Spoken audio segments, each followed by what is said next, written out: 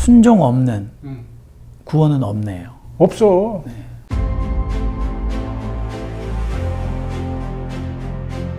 한국 교회가 부패 지수가 저렇게 높고 거짓과 불의가 그리고 갈등이 저렇게 심각한 나라가 된 거예요. 칭의의 복음 자체가 잘못 이어져서 그래요. 심각한 신학적인 문제와 심각한 목회적 문제, 영성 문제, 삶의 문제. 대안이 칭의론을 올바로 이해하는 거예요. 그러니까 칭의의 복음을 올바로 이해하는 거예요. 바울이 그러니까 믿음이라고 말할 때 그것은 행위가 없이 믿음으로라는 의미가 아니었다는 거죠. 바울이 근본적으로 전제하고 있는 게 바로 구약에서도 그렇고 뭐 중간기 유대교도 마찬가지지만 신약 전체적으로 하나님은 우리의 행위를 요구하신다는 거죠. 우리는 순종해야 된다는 거죠.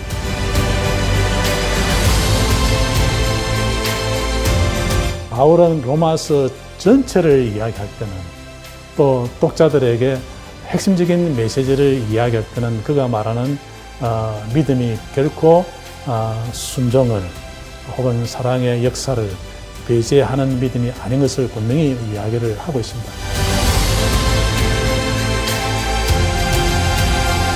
When God saves a person, it makes a difference in your life.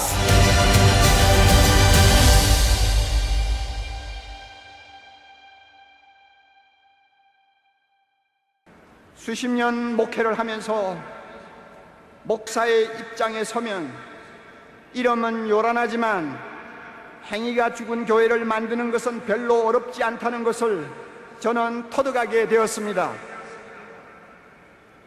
어떻게 하면 되는지 여러분 아시고 싶습니까? 이렇게 하면 됩니다. 목사가 말씀을 가르치거나 설교를 하면서 복음을 조금씩 변질시키면 됩니다. 그리고 나중에는 복음이 얼마나 변질되고 있는지조차도 모를 정도로 둔감해지면 됩니다. 그러면 교회는 이름만 살았고 행위는 죽어질 수 있습니다. 우리가 잘 아는 바와 같이 복음이란 누구든지 예수를 믿으면 구원받는다고 하는 기쁜 소식입니다. 그러나 이 복음에는 진리의 양면성이 들어있습니다. 구원은 믿음으로 받지만 그 믿음의 진가는 순종하는 행위로 검증받아야 한다는 것입니다. 따라서 믿음이 구원의 절대적인 요소라고 한다면 행위는 구원의 필연적인 요소가 됩니다. 우리는 구원받기 위해 순종하는 것이 아니라 구원받았기 때문에 순종하는 사람들입니다. 그러므로 믿음과 행위는 따로 놓고 생각할 수가 없습니다. 예수님은 이 사실을 가리켜서 좋은 나무와 좋은 열매로 비유를 하셨습니다. 따라서 목회자는 믿음과 순종을 똑같이 중요하게 다루고 가르쳐야 합니다. 믿음으로 구원 얻는다는 로마서를 설교했으면 행함이 없는 믿음은 죽었다는 야고보서도 진지하게 가르쳐야 하는 것입니다. 교수님 책에 보니까 이 본서의 목적은 야고보가 비판하고 있는 피상적인 믿음 이해, 곧 우리 교회에 널리 펴져 있는 실속 없는 칭의론이 바울의 복음과는 아무 상관없는 불량품 복음이라는 사실을 보여주는 것이다 라는 표현을 쓰셨는데, 여기에 실속 없는 칭의론, 불량품 복음, 피상적인 믿음, 이것이 어떤 것들인지 혹시 말씀해 주시면 감사하겠습니다. 그러니까 야고보는 믿음이 행위와 함께 간다, 혹은 행위를 통해서 완성된다, 그렇게 표현하거든요. 근데 야고보 읽을 때는 그렇게 고개를 끄덕이면서도 바울 서신으로 넘어와서 복음을 얘기할 때는 우리의 행위가 아니라 믿음으로, 우리의 행위가 아니라 은혜로라고 얘기한단 말이죠. 그러니까 그 얘기할 때는 우리의 행위를 빼는 거예요. 그러니까 믿음 자체가 행위를 포함하지 않는 것이고 하나님의 은혜 자체가 행위와 엮어질 수 없는 것으로 이해를 하는 거죠. 그러니까 앞뒤가 안 맞는 거죠. 만약에 이제 그렇게 이해한 바울이 맞다면 모순이 있는 거죠. 신약 성경 내에. 근데 야고보뿐만 아니라 마태복음부터 시작해서 바울 서신을 제외한 다른 모든 문서는 다 똑같은 얘기를 한단 말이죠. 순종 없이는 마지막 구원에 이룰 수 없다 하는 관점이 분명하게 나타나요. 그리고 뭐냐면 순종하지 않으면 혹은 거룩함을 추구해라, 이거 없이는 아무도 하나님을 뵙지 못할 것이다, 이런 식의 이야기들. 요한계시록도 마찬가지죠. 그러니까 신약의 다른 모든 문서는 다 순종하지 않으면 하나님 나라 들어가지 못한다는 얘기에 목소리를 모으고 있단 말이죠. 그럼 바울만 따르냐? 그건 아닐 것이다. 그럼 어떻게? 신약 성경 전체를 뒤집을 수는 없잖아요. 우리는 그렇게 하려고 애를 쓰지만 그럼 어떻게? 바울 자신을 다시 읽어보자 하는 거죠. 바울은 과연 무슨 얘기하고 있는지. 저는 개인적으로 그렇게 해서 다시 읽어보니까 바울도 똑같은 관점을 가지고 있더라는 거죠. 바울이 그러니까 믿음이라고 말할 때 그것은 행위가 없이 믿음으로라는 의미가 아니었다는 거죠. 바울은 로마서 전체를 이야기할 때는 또 독자들에게 핵심적인 메시지를 이야기할 때는 그가 말하는 믿음이 결코 순종을 혹은 사랑의 역사를 배제하는 믿음이 아닌 것을 분명히 이야기를 하고 있습니다. 그러나 그가 어떻게 어렵게 되느냐, 구원을 받게 되느냐 하는 문제와 관계해서 유대주의자들과 날카롭게 대립할 경우에 있어서는 유대주의자들은 율법의 행위를 구원받는 데 있어서 필수적인 요소로 그렇게 이야기를 하고 있기 때문에 그런 사람들과 대립할 경우에서는 바울은 철저하게 행위를 배제하는 믿음을 이야기합니다.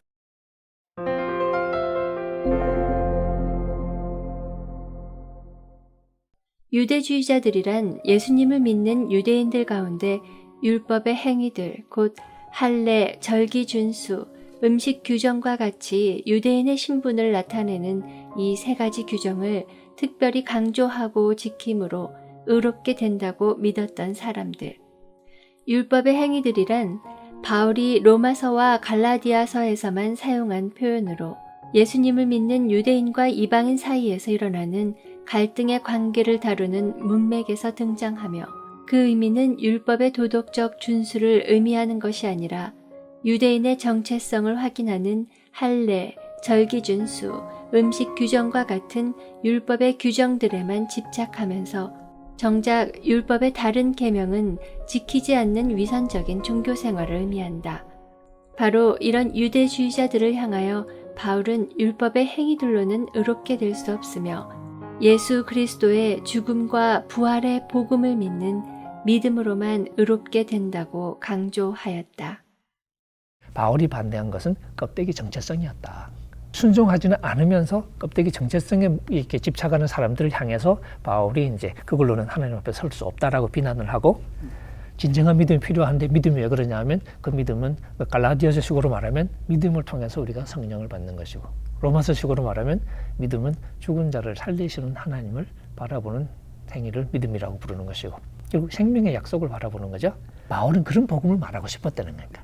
심지어 사도 바울은 갈라디아서 5장 6절 이하에서는 사랑으로 역사하는 믿음을 그리고 로마서 1장 5절 로마서 마지막 16장 20절에서는 순종하는 믿음 헬라 문법적으로 본다면은 순종 곧 믿음 믿음이 순종인 것처럼 그렇게도 설명할 수 있는 구절인데 바울은 믿음을 이야기할 때에 순종을 배제하는 사랑의 행위를 배제하는 믿음을 말하고 있지 않거든요. 그리고 바울 역시 우리가 순종하지 않으면 구원에 이룰 수 없다는 것을 분명히 믿고서 우리에게 복음을 전할 때 진정한 길이 무엇이냐? 그것이 바로 예수 그리스도를 통한 길인데 바로 그 얘기를 하면서 믿음과 은혜의 개념을 우리에게 소개하고 그 모든 것들은 결국 우리 믿는 자를 구원에 이르게 하시는 하나님의 능력으로서의 복음을 선포하고 싶었다. 그런 점에서는 사실 우리가 바울을 너무너무 잘못 읽고 있었다는 거죠.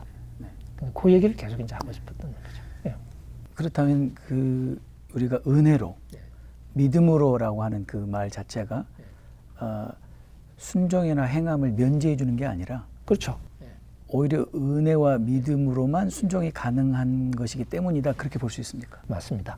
그러니까 우리가 지금 언어를 사용하는 방식하고 사도 바울이 그 언어를 사용하는 방식이 많이 달라졌어요. 제가 강의를 이제 많이 하면서 실험을 해보면 사람들은 믿음과 은혜라는 두 단어를 구분하지 않아요. 믿음이라는 단어를 들을 때 머릿속에 남는 생각이 뭐냐면 행위가 아니라 믿음으로 그래서 행위가 아니라는 생각이 남아요. 은혜도 똑같아요. 행위가 아니라 은혜로 그러니까 두 단어를 다 던져줘도 효과는 똑같아요. 행위가 아니라는 생각을 결국은 가지고 있는 거예요. 그러니까 나중에 보면 무슨 단어를 말했는지 기억을 못할 때도 있어요.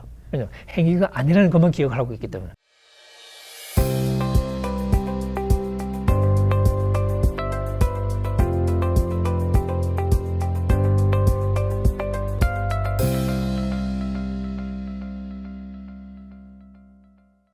중세의 그 행위를 공로로 봐서 거기에 대한 반대급부로 구원을 얻는다는 왜곡된 신앙의 반발로 은혜로만 믿음으로만을 강조하다가 정작 의의 열매, 성령의 열매를 맺으라는 성경의 가르침 그쪽은 외면했구나. 우리가 주의 심판 때 우리의 행한 행위대로 심판받는다. 그거 싹 빼버렸구나. 의의 열매 안 맺으면 그리스도 안에 주 안에 서 있는 게 아니고 넘어질 수 있다고 하는 경고가 성경에 곳곳에 있는데 그분은 다 뺐구나. 루트는 인간의 행위를 동반하는 능동적인 의와 그리스도를 믿음으로 하나님부터 주어지는 수동적인 의로 이렇게 나누면서 전자를 복음, 후자를 뭔가 배치되는 율법으로 이렇게 생겨요. 그래서 그는 성경 전체를 복음과 율법으로 이렇게 나누었어요. 능동적인 의를 주장하는 예수님의 산상 설교의 부분적인 교훈까지도 복음이 아닌 율법으로 이해를 한 것입니다. 성경을 복음과 율법으로 이렇게 나누는 그 자체가 사도 바울의 가르침이라든지 복음서 자체의 가르침과 일치하지 않는다는 것입니다. 바울이 가르치는 복음 속에서는 로마서든지 갈라디아 전체가 사도 바울의 복음의 표현인데 그 복음에서는 분명하게 하나님께서 그리스도 안에서 이루신 은혜로 주어지는 의뿐만 아니라 또 하나님 백성으로 살아가야 되는 능동적 의까지도 분명히 이야기하고 있기 때문에 즉 바울이 말하는 복음 속에서는 분명하게 예수 그리스도를 믿는 믿음뿐만 아니라 믿는 자로서 하나님 백성으로 바르게 살아가야 될 우리의 삶을 동시에 표현하고 있는 것이죠. 즉 바울의 복음은 직설법과 맹례법을 동시에 포함하고 있습니다. 마찬가지로 복음서에 나타나 있는 하나님의 나라의 메시지, 예수님의 하나님의 나라의 메시지 속에서 산상설교에 나타나고 있는 제자도의 가르친 것처럼 예수님의 복음의 메시지 안에도 제자도를 다 포함하고 있는 것입니다. 그런 점에서 본다면 루트의 복음과 율법, 능동적인 칭의와 수동적인 칭의를 이렇게 나누는 것은 온전하다고 보기는 힘든다고 봅니다. Roman Catholics believe that justification and sanctification were one and the same. The Lutheran movement reacted against the Catholics. And so they separated justification and sanctification as far as they could. But the second generation Reformed Protestants like Calvin, they wanted to say that justification was distinct from sanctification, but they brought them as closely as they could without identifying them with each other. 켈빈에게 있어서는 칭의 없이 성화 없고 동시에 성화 없이 칭의가 없습니다. 그렇기 때문에 켈빈의 경우에서는 성화 없는 칭의를 어느 순간에도 생각지를 않았습니다. 항상 동시적으로. 그렇기 때문에 어떤 점에서는 그 사람이 참된 칭의를 받은 자인가 할 때는 성화의 결과를 통해서 칭의의 여부를 알 수 있을 만큼 이 성화의 중요성을 켈빈은 굉장히 강조를 했습니다. 문제는 서구 개신교 교회뿐만 아니라 한국 교회의 칭의의 성화의 문제가 이 켈빈의 견해보다도 루트의 견해가 더 영향을 미치고 마치 루트의 견해가 사도 바울의 가르침을 대변하는 것처럼 그렇게 이해되고 가르친 점에 이제 문제가 있습니다. 루터는 바울의 복음을 잘못 이해함으로 복음과 율법, 수동적인 의와 능동적인 의, 믿음과 행위, 칭의와 성화를 서로 분리시키는 결과를 초래하게 되었고 믿음은 행위를 포함하지 않는 것으로 이해하였다. 하지만 이러한 루터의 가르침은 로마서와 갈라디아서에서 바울이 전한 복음과 일치하지 않으며 예수님께서 가르치신 산상수훈의 내용과도 상충되는 것이다. 문제는 서구 교회뿐 아니라 한국 교회가 이러한 루터의 주장이 마치 바울의 가르침을 대변하는 것으로 가르쳐왔고 우리는 지금까지 행위를 배제하는 믿음이 성경이 가르치는 복음이라고 믿어왔다. 성경은 믿음과 행함을 분리하지 않는다. 믿음과 행함은 결코 분리될 수 없는 동전의 양면과 같기 때문이다. 청중은 원래 귀에 듣기 좋은 말씀을 선호하는 경향이 높습니다. 믿기만 하면 구원받는다고 하면 모두가 아멘 합니다. 믿음만 있으면 하늘의 복도 받고 땅의 복도 받을 수 있습니다 하면 할렐루야 하고 열광합니다.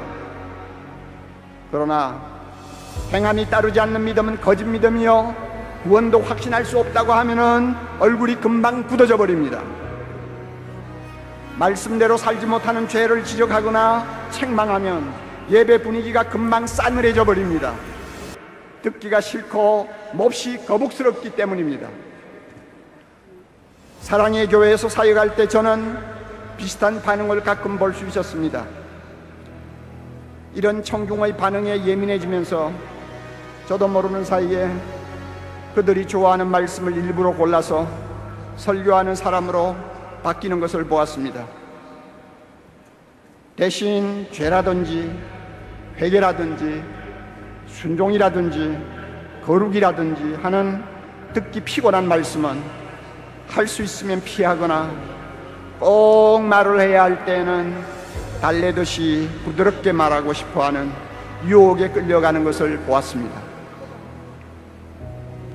저의 이런 모습은 예수님이 절대로 바라시는 것이 아니었습니다. 저도 절대로 원하는 것이 아니었습니다. 그러나 실제로는 그런 일이 강단에서 일어나고 있었고 그 결과 저도 모르게 복음을 조금씩 변질시키는 설교자가 되어가고 있었습니다.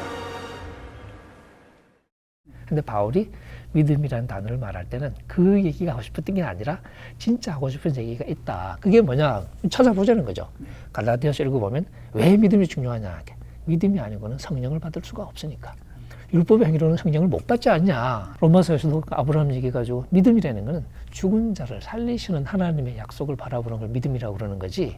안 해도 된다더라 이런 얘기를 하고 싶었던 게 아니라는 거죠. 그래서 그 기독교인들이 그 믿음을 표현할 때는 어떻게 하냐면 아브라함하고 똑같이 이제는 예수 우리 주를 죽은 자 가운데서 살리신 하나님을 믿는다라고 표현하잖아요. 그죠? 그러니까 바로 그 믿음이 우리를 구원한다고 로마서 10장 9절 10절에서 또 하나님이 그를 죽은 자 가운데서 살리신 것을 내 마음에 믿으면 구원을 얻으리라. 바울은 바로 그 얘기를 하고 싶었던 거죠. 그러니까 믿음으로라고 말할 때 결국은 바로 그 생명의 통로가 이 십자가와 부활밖에 없다. 그러면서 믿음과 은혜의 언어는 실제 바울 서신을 살펴보면 행위를 소위 이렇게 무력화시키거나 어떤 도덕적인 열성을 좀 이렇게 깎아내리는 그런 방식으로 작용하는 게 전혀 아니고요. 오히려 반대로 믿음이라는 단어가 소위 도덕적으로 액티브한, 도덕적으로 아주 이렇게 역동적인 다른 개념과 쉽게 붙어요. 데살로니가 전서의 믿음의 행위. 근데 우리 성경은 또 행위라고 번역을 잘 안 해. 믿음의 역사라고 이상하게 번역했어요. 믿음의 행위, 사랑의 수고, 소망의 인내, 그러잖아요. 또 로마서에서는 믿음의 순종 두 번이나 나오죠. 처음과 끝에. 갈라디아서에서도 그 믿음을 유일하게 딱 정의하는 대목이 하나 있는데 그게 5장 6절이죠. 사랑을 통해서 역사하는 믿음. 만약에 바울이 우리의 도덕적인 행위가 아닌 믿음을 말하고 싶었으면 그런 표현이 나오면 안 되죠. 산통 깨지니까. 결국 믿음과 순종은 같이 가는 것이다. 같이 갈 수밖에 없죠.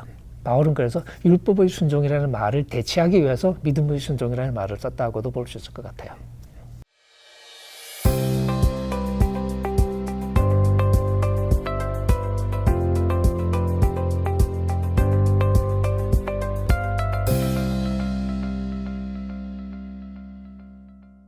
그럼 의의 열매를 맺는다는 게 뭐냐? 그러면 그게 우리가 우리 힘으로 하는 행위로서 그게 우리 공로로 하나님께 제시하는 그게 아니고 이게 삼위일체적 은혜의 구조구나. 이게 아까 내가 설명한 대로 의의 열매가 뭐라고요? 바울의 언어로는 성령의 열매. 빌립보서 1장 11절은 뭐라고요? 의의 열매. 로마서 6장도 마찬가지예요. 의의 열매를 성령의 은혜로 맺는 거예요. 그러니까 의의 열매 선행. 그게 우리 힘으로 맺어가지고 그걸 하나님 앞에 내세워서 이 공로를 인정해 주셔서 나를 좀 구원해 주시든지 아니면 부에노스아이레스의 은혜를 받았으니까 이제 상급해서 하늘나라 아파트에 좀 로얄층으로 보내주시오. 그런 말이 아니고 성령의 은혜로 얻는 거예요. 로마서 8장, 갈라디아서 5장. 육신을 좇는 삶이 아니고 성령을 좇는 삶. 그게 은혜로 이루어지는 거로. 그러면 맺는 열매가 뭐예요? 그게 선행이에요. 의의 열매. 그게 성령에 의해서 이루어지니까 성령의 열매. 그 행위가 있어야 된다니까. 바울이 그렇게 열심히 가르치는데 예수님도 우리가 선한 열매 맺지 않으면 어쩐다고요? 심판의 불에 태워버린다고. 성령의 은혜로 맺는 의의 열매를 우리가 공로로 하나님께 제출해서 마치 우리 공로인 것 같이 이것을 보시고 우리를 받아주시고 큰 상급 주십시오. 이게 아니고 당연히 칭이 된 사람으로서 하나님의 통치를 받는 삶에 필수적으로 요구되는 말을 하는 거예요. 그게 의의 열매의 선행이야. 그거 없이 칭의 완성에 이르겠다? 안 된다고 그러잖아요, 바울이. 그러면 이 현재적 칭의를 성령을 쫓는 삶을 따라 예수님의 통치 아래에서 그분의 말씀에 순종하는 삶을 사는 것이다. 그렇죠. 순종하는 말씀 순종하는 사는 거지. 근데 말씀 순종을 요약하면 이중 사랑계명을 실천하는 거예요. 하나님 사랑, 우상 숭배하지 말고 하나님 사랑하고 이웃을 내 몸같이 사랑. 그러면 순종 없는 구원은 없네요. 없어. 그래서 한국 교회의 어떤 그 분위기가 행위를 얘기한다든지 순종을 얘기한다든지 거룩함을 얘기하면 큰일 나는 것처럼 이건 바로 행위 구원론자로 직결되는 것처럼 그런 분위기에 젖어 있다 보니까 그런 얘기를 들으면은 거부감이 들어오는. 그래서 사람들이 받아들이지 못하고 성경이 그렇게 이야기해도. 그렇죠. 그리고 패러다임의 문제죠. 패러다임이 소위 말하는 바울, 정확하게 해석된 바울이 아니라 피상적으로 오해된 바울 패러다임에 갇혀 있으면 어디를 펴도 그게 맞춰서 읽게 돼 있거든요. 그러니까 정 안 맞춰지면 슬쩍 넘어가고. 근데 이제 루터처럼 야고보서는 지푸라기야 이런 소리는 안 하죠. 그러면 큰일 나니까. 근데 조용히 넘어가죠. 근데 무시하는 건 마찬가지죠. 통합이 안 되니까. 근데 그 패러다임을 가지고 있는 한은 어쩔 수 없는 거죠. 근데 그러면 성경의 많은 부분을 우리가 다 무시하면서 가야 되는 거죠. 그래서 어떤 주석을 보면요. 히브리서나 마태복음이나 그러니까 예수님의 어떤 혹은 사도들의 경고가 계속 나오잖아요. 거의 모든 논조가 자꾸 이렇게 변증적이에요. 이건 그런 뜻이 아니고 구원에서 떨어진다는 얘기가 아니라 뭐 이렇게 그런 말이 아니라 계속 이렇게 가는 거니까 있는 그대로 설명을 해줘야 주석인데 뭔가 특정한 교리를 염두에 두고 자꾸 그걸 변호하기 위해서 글을 써가는 것 같아요. 그러면 히브리서 주석이 아니지 그거는. 그럼 그 성경을 성경대로 보는 게 아니고 이미 내가 가지고 있는 어떤 그 틀 안에서 성경을 보려고 하기 때문에 나오는 현상이라고 보죠. 그게 이제 행위가 포함되지 않은 구원의 방정식이 이미 정해져 있는 거예요. 그러니까 행위라는 변수는 없어요. 그 방정식 속에. 그러니까 밖에 따로 놀아요. 근데 행위를 가지고 들어오면 이게 낄 데가 없잖아요. 그러니까 우리의 신학적인 사고에 들어오지를 못하는 거예요. 그럼 교수님 말씀을 이렇게 들으면 결론적으로 나올 수밖에 없는 게 결국 그렇게 우리가 칭의를 받아들이고 그렇게 의롭다움을 받은 사람은 당연히 윤리적인 삶을 살 수밖에 없고 당연히 거룩한 삶을 살 수밖에 없는데 문제는 저희가 그렇게 배우지 않고 예를 들어서 우리가 윤리나 행함이나 또는 거룩함을 이야기하면 행위 구원론자다. 그러니까 그게 아주 큰 지금 과오예요. 그러니까 우리가 칭의가 세례 때부터 현재 최후 심판 때까지 은혜에 의한 삼위일체적 하나님의 은혜에 의한 구원이에요. 근데 현재 이 하나님의 성령으로 오는 은혜를 덧입어서 선행을 해야 된다. 그걸 강조했더니 그게 행위 구원이라고 하니 내가 이 책에서 그걸 그렇게 강조해서 이게 왜 은혜에 의한 구원인가 설명했는데도 이 고정관념에서 벗어나지 못하니까 아까 제가 사적으로 대화할 때 뚜껑 얘기를 했었는데 말씀을 받아들이지 못하게 만드는 그 뚜껑처럼 딱 덮여 있는 그걸 뺏겨야 우리가 액면 그대로 말씀을 받아들일 수 있을 거다. 교수님 책에서도 야고보의 해석에서 분명히 드러나는 것은 우리의 칭의는 또는 구원은 행위를 요구한다는 것이다. 야고보서의 분명한 가르침은 이 미래 구원에는 올바른 행위가 요구된다는 것이다. 또 마태복음과 야고보서 두 글에서 모두 얻을 수 있는 결론은 종말론적 구원에는 행위가 필요하다는 것이다. 또 176페이지에서 갈라디아서의 칭의 교리는 행위와 무관한 칭의 혹은 구원을 가르치지 않는다. 결론적으로 말하면 교수님 마태복음, 야고보서, 갈라디아서 모두 행위 없는 칭의나 행위 없는 구원은 있을 수 없다라는 의미로 보시는 것 같습니다. 이신칭의를 가장 날카롭게 지금 이렇게 그 설교하고 있는 편지가 갈라디아서거든요. 그 편지에서 바울이 하는 얘기가 5장 21절에 이제 그 육체의 행위들이라고 부르죠. 육체의 일들이라고 번역되어 있는데 정확하게 번역하면 육체의 행위들 쭉 열거하고 마지막에 이런 일을 행하는 자들은 하나님 나라를 유업으로 받지 못할 것이다. 그 다음에 6장으로 넘어가면 스스로 속이지 말라. 하나님은 우리가 업신여길 수 있는 분이 아니다. 그 얘기 뭐예요? 사람이 무엇으로 심든지 그대로 거둘 것이다. 콩 심으면 콩, 팥 심으면 팥 나는 거죠. 그리고 우리의 인생을 두 가지로 해서 우리가 육체를 위하여 씨를 뿌릴 수도 있고 그러면 어떻게 되면 파멸을 거둔다. 썩어짐을 수확한다. 끝장난다는 얘기죠. 반대로 우리가 성령에다가 혹은 성령을 위하여 씨를 뿌리면 그 성령으로부터 영생을 수확한다. 그렇게 표현하죠. 그러니까 영생에 이르는 방법은 성령에다 심는 것밖에 없는 거예요. 그러니까 육체에 심으면 끝장나요. 그게 갈라디아서 얘기란 말이죠. 그럼 갈라디아에서 믿음으로 의롭다심 받는다는 얘기 할 때 무슨 말이 하고 싶었겠느냐는 거죠. 행위 없이도 구원받는다는 얘기 하고 싶었겠냐. 그러면 조금 전에 언급한 그런 구절들은 나오면 안 되죠. 소위 칭의의 의는 갈라디아서나 로마서에서 유대주의자들과의 대립 가운데서 칭의의 의를 사용하지만은 성화의 의에 대해서는 데살로니가 전서라든지 고린도 전후서라든지 등등 교회 상에서 성화의 의를 주로 사용할 때는 이방인 크리스찬들이 이 세상에서 하나님의 거룩한 백성으로서 어떻게 살아야 될 것인가를 말하는 가운데서 바울은 성화의 의를 말하면서 여러분들은 이미 그리스도와 성령 안에서 거룩하게 되어진 자들이다. 그렇게 강조를 합니다. 그런 강조는 당연하게 윤리적인 문제를 포함하고 있는 것이 왜냐하면 이미 거룩해졌으니까 거룩한 자들이니까 여러분들은 거룩한 백성으로서 여러분들의 신분에 합당한 삶을 살아야 된다는 것을 말을 하기 위함이기 때문에 이렇게 말하는 사람이 있습니다. 만약에 거룩함이 구원의 필수적인 요소라고 한다면 과연 구원받을 사람이 몇 명이나 되겠느냐 이렇게 비아냥거리며 말도 안 되는 것이다. 그거는 율법주의자와 같은 생각이라고 주장하는 그런 목회자들에 대해서 교수님은 어떻게 답변하실 수 있는지. 그건 하나님한테 여쭤보라고 얘기해야죠. 그래요? 네. 그러니까 이게 이제 사실 그런 생각을 하게 되는 이면에는 소위 이제 개신교적인 어떤 의미에서 완벽해야 된다는 어떤 강박관념. 근데 그 완벽함이라는 개념이 왜 필요하냐면 예수님의 대속의 공로만으로만 돼야 되기 때문에 어쨌든 우리의 점수로는 안 돼야 되거든요.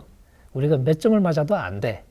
근데 우리가 아무리 순종해도 안 되게 만들려면 완벽해야 되는 거예요. 그래서 그 완벽함이라는 개념이 교리적으로 필요해요. 근데 하나님이 율법을 주실 때 그 정도로 완벽 안 하면 다 국물도 없어. 그리고 이게 주신 거냐? 그건 아니란 말이죠. 성경에서 온전하라고 말할 때도 그것은 일상적인 의미에서 온전하라는 얘기지 소위 어떤 개신교적인 의미에서 소위 순도 100%라 해야 된다. 그런 얘기는 아니란 말이죠. 그리고 구약에 하나님이 칭찬을 받았던 많은 사람들이 다 이렇게 여러 가지 사고도 쳤던 사람들이고 만약에 하나님이 우리의 행위를 이제 보시고 우리를 구원하신다고 했을 때 누가 구원을 받을 수 있냐? 하나님이 정말 엄백한 눈으로 보시면 구원 아무도 못 받겠죠. 당연히. 근데 하나님이 우리에게 순종하기를 원하시고 그 순종을 근거로 우리를 구원하시겠다고 하실 때에는 그게 이제 뭐 궁극적인 그 근거는 아닐 수 있지만 그 순종을 보신다고 말씀하실 때에는 하나님이 우리 인간의 어떤 순종의 수준을 놓고서 하나님이 소위 접어주고 들어가시는 거죠. 봐도 그렇지만 미리 좀 이렇게 넣어놓고 들어가는 거니까 하나님이 인간으로 대하시는 거지 뭐 소위 무슨 이렇게 컴퓨터 다루듯이 그렇게 하시는 건 아니라는 거죠. 그러니까 오히려 하나님의 그 의도를 오해해서 그렇게 이렇게 말하는 건데 굉장히 위험한 발상인 거죠. 제가 이런 강의를 할 때 이제 제일 많이 받는 질문이 바로 이제 그 예수님과 같이 십자가에 못 박혔던 강도 얘기거든요. 걔는 진짜로 지 하고 싶은 거 잘하고 살다가 막판 죽을 때 말 한마디 잘해가지고 또 이렇게 천국 가는 완전히 그죠? 아주 이렇게 가장 모범 사례. 그런 질문을 많이 하세요. 그게 뭘 말해주냐? 구원은 하나님의 주권이라는 걸 보여주는 거죠. 근데 그 하나님이 우리를 자기의 선하신 뜻으로 구원하시면서 우리에게 뭘 요구하셨냐면 순종하라고 요구하신 거죠. 만약에 그 친구가 이렇게 십자가에 있다가 갑자기 이렇게 이 판결이 바뀌어가지고 빌라도가 죽이지 말고 이렇게 살려주라고 그랬다. 그래서 그 사람 살아 내려왔다. 그러면 우리처럼 역시 순종하는 삶의 과정을 살겠죠. 우리하고 똑같은 거니까. 그런 경우는 소위 특별한 상황들이죠. 일상적인 상황이 아니고. 근데 하나님의 주권을 보여주는 분명한 효과는 있지만 그것이 순종이 필요 없다는 것을 증명하지는 않아요. 오히려 성경의 많은 가르침은 순종하지 않으면 구원에 이룰 수 없다는 것을 분명히 하죠. 그런 거 함께 살피면 하나님이 우리를 주권적으로 구원을 하시지만 구원을 선물로 주시는데 그 하나님이 우리에게 순종을 요구하신다는 거죠. 그리고 우리는 그 요구를 피할 수 없는 거죠. 몇몇 그 목회자들이 이제 가장 염려하는 거는 이제 예를 들어서 우리가 정말 우리의 이 구원 이후의 삶에 정말 하나님 말씀에 순종하는 삶, 거룩한 삶, 행함이 중요하다고 이 얘기를 못하는 이유 중에 하나는 이 교단의 교리하고 안 맞기 때문에. 그러니까 그 교단 교리를 고쳐야 돼. 그러니까 이것도 한국의 지금 개신교의 중세 카톨릭교의 획입니다. 종교개혁 때의 구호들 중에 하나가 뭐였어요? 솔라 스크립투라, 성경에 의해서만. 성경이 교회의 전통 위에 있다. 그런데 어느 순간에 우리 개신교가 성경을 우리 교단의 전통적인 신학에 근거해서만 해석을 해야 된다. 거기에 맞게만 해석해야 된다. 이건 더 이상 개신교가 아니에요. 바울이 근본적으로 전제하고 있는 게 바로 구약에서도 그렇고 뭐 중간기 유대교도 마찬가지지만 신약 전체적으로 하나님은 우리의 행위를 요구하신다는 거죠. 우리는 순종해야 된다는 거죠. 그 전제는 행위 없이는 우리가 구원에 이를 수 없다 하는 그 전제는 바울에게서도 아주 선명하게 나타나죠. 한국교회가 믿음과 행함이 일치하는 온전한 복음을 다시 회복하면 온갖 더러운 죄로부터 그 죄에서 나는 악취로부터 이 사회를 치료할 수 있다고 믿습니다.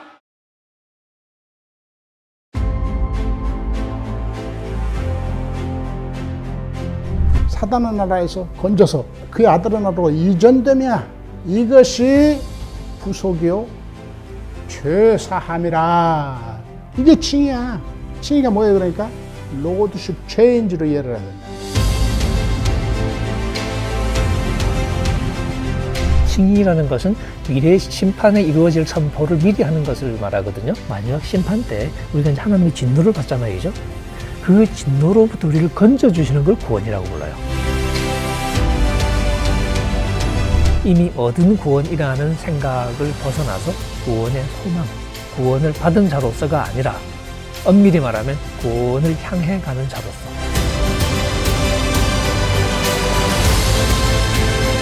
우리는 그리스도 안에서 믿음으로 이미 의롭게 되어졌고 지금 계속해서 의로워지고 있고 앞으로 또 계속 의롭게 될 것이다.